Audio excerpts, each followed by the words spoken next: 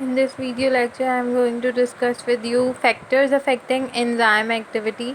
वो फैक्टर्स जो कि एंजाइम की एक्टिविटी को अफेक्ट कर रहे होते हैं. नंबर 1 जो फैक्टर है वो है एंजाइम की कंसनट्रेशन.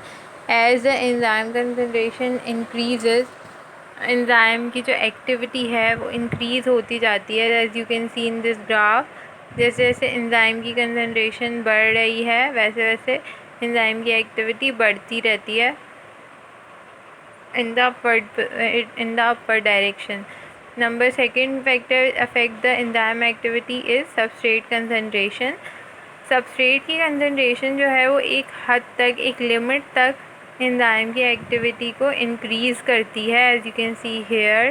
देन होता क्या है कि सैचुरेशन आती है, मतलब एंजाइम की जो एक्टिव बाइंडिंग साइट्स होती हैं वो तमाम की तमाम सबस्ट्रेट से फिल हो जाती हैं. Enzyme is always in a very lesser quantity than substrate. तो जब ये होता है कि एंजाइम की तमाम बाइंडिंग साइट्स फिल हो जाती हैं तो रिएक्शन की जो वेलोसिटी है वो डिक्रीज़ हो जाती है और यहाँ पे जो रिएक्शन है वो इस तरह से लीनियर हो जाता है या एक कर्व सा बन जाता है. अच्छा, then effect of temperature. As you know कि जो तमाम एंजाइम्स हैं वो प्रोटीन नेचर के होते हैं, इसकी वजह से वो थर्मल चेंजेस के लिए बहुत ही सेंसिटिव होते हैं. टेम्परेचर की एक नैरो रेंज में ही जो एंजाइम की एक्टिविटी प्रोसीड करती है. अगर उससे ज़्यादा हो जाए टेम्परेचर या उससे कम हो जाए तो जो एंजाइम की एक्टिविटी है वो बहुत ज़्यादा इफ़ेक्टेड होती है. ठीक है. जो ऑप्टिमल टेम्परेचर है वो रेंज करता है between 37 degree Celsius to 40 degree Celsius, जो कि हमारी बॉडी का नॉर्मल टेम्परेचर है. इस टेम्परेचर रेंज पे एंजाइम जो है वो मोस्ट एक्टिव होते हैं. अब जैसे जैसे टेम्परेचर बढ़ता है एंजाइम की एक्टिविटी ग्रेजुअली कम होती जाती है. अच्छा, तो फिर और एक वक्त आता है कि बिल्कुल ही उसकी एक्टिविटी स्टॉप हो जाती है. अगर दूसरी तरफ हम ये देखें, अगर टेम्परेचर कम होता है ऑप्टिमल टेम्परेचर से तब भी एंजाइम की एक्टिविटी कम होती जाती है और 0 डिग्री सेल्सियस पे तकरीबन एंजाइम की जो एक्टिविटी है वो कम्प्लीटली स्टॉप हो जाती है. लेकिन अगर टेम्परेचर दोबारा बढ़ जाएगा तो क्या होगा कि वो एंजाइम जो है दोबारा से एक्टिवेटेड हो जाएगा, रीएक्टिवेटेड हो जाएगा.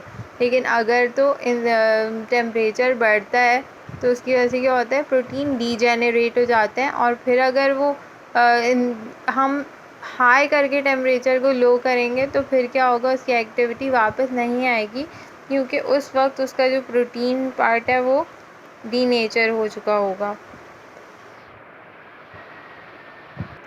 Then is effect of pH.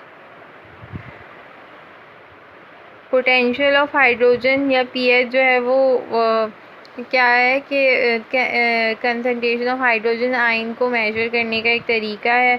इससे हमें पता चलता है कि कोई भी सॉल्यूशन जो है वो उसकी नेचर कैसी है, कि वो एसिडिक है, न्यूट्रल है या बेसिक है. जिनकी पीएच 7 से लो होती है वो एसिडिक होते हैं, जिनकी 7 होती है वो न्यूट्रल होते हैं, जिन सॉल्यूशन की पीएच 7 से ज़्यादा होती है वो क्या होते हैं, बेसिक होते हैं.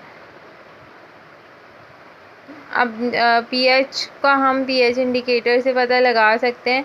एंजाइम जो है प्रोटीन्स एंड सब्सटेंसेस हैं जिनमें COOH ग्रुप भी प्रेजेंट होता है और अमाइन ग्रुप भी प्रेजेंट होता है. तो ये जो है वो चेंजिंग पीएच वैल्यूज़ से की वजह से इनका जो एक्टिविटी है वो अफेक्ट होती है.